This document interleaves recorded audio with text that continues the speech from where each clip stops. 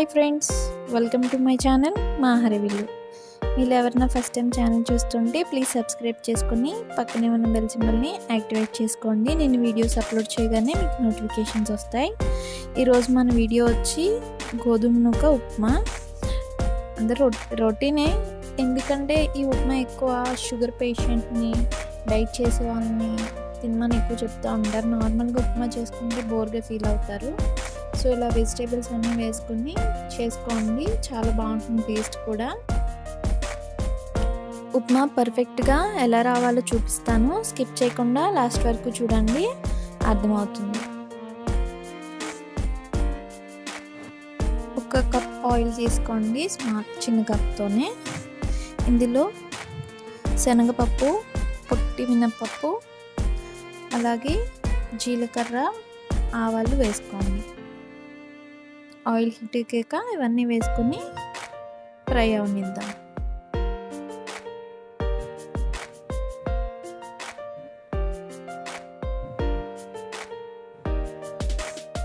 ఈ విధంగా ఫ్రై అయ్యాక కరివేపాకు వేసుకోండి. ఫస్ట్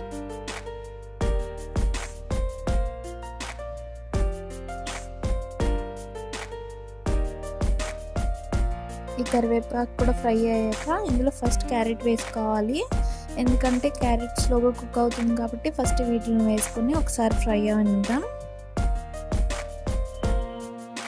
ఒక 2 minutes వరకు బాగా ఫ్రై అవనిచ్చి అప్పుడు ఇందులో మనం బంగాళదుంప కూడా వేసుకోవాలి. ఇది కూడా ఫ్రై అయ్యాక అప్పుడు మూత పెట్టుకొని కొంచెం ఒక 2 minutes అలా మగ్గించుకుందాం. 2 minutes తర్వాత ఒకసారి ఫ్రై చేసుకోండి.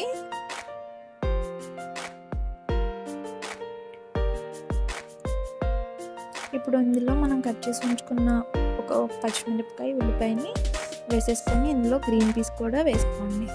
ఇవి నేను లాస్ట్ ఫిబ్రవరిలో చేసి ఉంచుకున్న గ్రీన్ పీసెస్.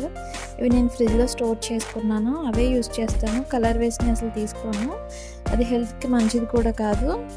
ఇందులో కొంచెం సాల్ట్ కూడా వేసుకోండి, ఎందుకంటే బంగాళదుంప, క్యారెట్ అనేది కొంచెం త్వరగా కుక్ అవుతుంది. సో ఇలా వేసుకొని ఒకసారి ఫ్రై అయినిచ్చి అప్పుడు మూత పెట్టేసుకోండి.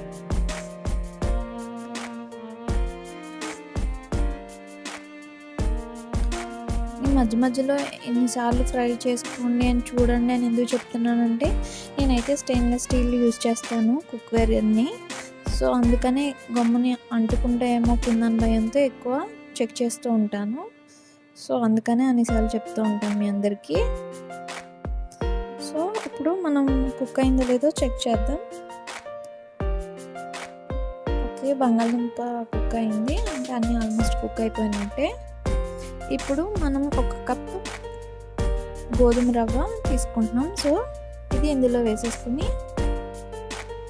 మీడియం ఫ్లేమ్లో పెట్టుకొని ఇప్పుడు దీన్ని బాగా ఫ్రై అవ్వనివ్వాలి. ఇప్పుడు ఇది నార్మల్గా ఎల్లో కలర్లో కనిపిస్తుంది కదా మనకి రవ్వ, ఇది వైట్ కలర్లోకి వచ్చేస్తుంది. అంతవరకు మనం దీన్ని ఫ్రై చేసుకోవాలి.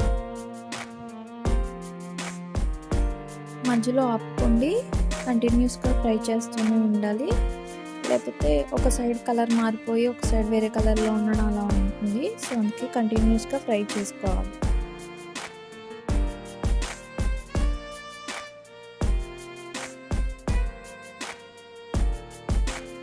చూసారు కదా, లైట్గా కలర్ చేంజ్ అయింది, వైట్ కలర్లోకి వచ్చింది.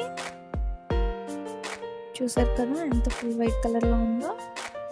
మీకు ఐడియా కోసం చూపిస్తాను దగ్గర నుంచి. చూడండి, ఇలా మొత్తం వైట్, ఒక సైడ్ వైట్ వచ్చినట్టు ఉంటుంది పలుకు. సో అలాంటి టైంలో మనం 1 కప్తో తీసుకున్నాం కాబట్టి 2 cups వాటర్ పోసుకోవాలి. మనం ఎప్పుడు గుర్తుపెట్టుకోండి, ఉప్మా మీకు పర్ఫెక్ట్గా టేస్ట్ బాగుండాలి అని అనుకుంటే వాటర్ పోసుకున్నప్పుడు గ్యాస్ ఫుల్లో పెట్టుకోవాలి. ఇంతవరకు మనం మీడియంలో పెట్టుకున్నాం కదా ఫ్రై చేసుకోవడానికి, ఇప్పుడు ఫుల్లో పెట్టుకోండి. ఆల్మోస్ట్ లైట్గా వాటర్ ఉండేంత వరకు ఫుల్లోనే ఉంచుకోండి. ఇప్పుడు ఇందులో నేను కొత్తిమీర కూడా వేసేసుకున్నాను. మీ ఇష్టం, మీకు ఇష్టం లేకపోతే మానేయండి కొత్తిమీర. ఇప్పుడు సాల్ట్ చెక్ చేసుకోండి. సాల్ట్ పడితే యాడ్ చేసుకోండి. మనకు కొంచెం ఉప్పుగానే అనిపించాలి లైట్గా, మనం మామూలుగా తినేదానికన్నా. అప్పుడు మనకు ఉప్మా కుక్ అయ్యేటప్పటికి సరిపోతుంది. సో నాకు ఇంకా పడుతుంది అనిపించింది, అందుకే నేను వేసుకున్నాను. మీరు కూడా టేస్ట్ చెక్ చేసుకొని ఉప్పు అయ్యి సరిపోయిందో లేదో చూసుకోండి. చూసారు కదా, ఆల్మోస్ట్ వాటర్ అంతా అయిపోయింది, దగ్గరికి వచ్చేసింది ఉప్మా. ఇలా ఉన్నప్పుడు మూత పెట్టేసుకోండి, మీడియం ఫ్లేమ్లో పెట్టుకొని మూత పెట్టుకోండి.